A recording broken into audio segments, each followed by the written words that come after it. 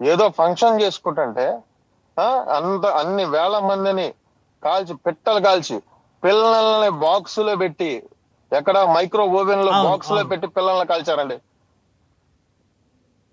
అంటే ఇంకా పక్క దాకా వస్తాం మేము, ఇక్కడ చంపేస్తున్నా కానీ ఇజ్రాయెల్ ఏం చేయకూడదు, అదే కదా చెప్పేది అందరూ. సో ఇప్పుడు టెహ్రాన్ పరిస్థితి ఏంటి సార్?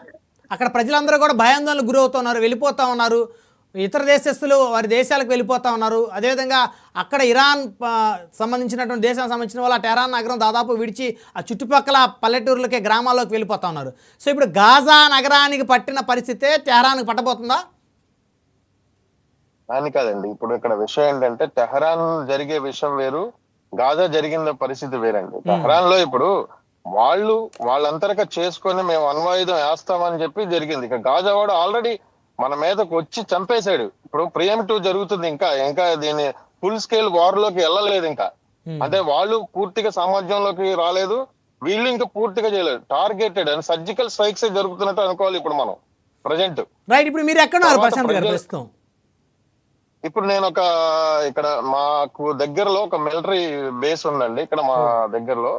నేను అక్కడ మీకు చూపిస్తాను. ఇట్లాగా ఇదంతా కూడా సైనికులు వాళ్ళ యొక్క ఇది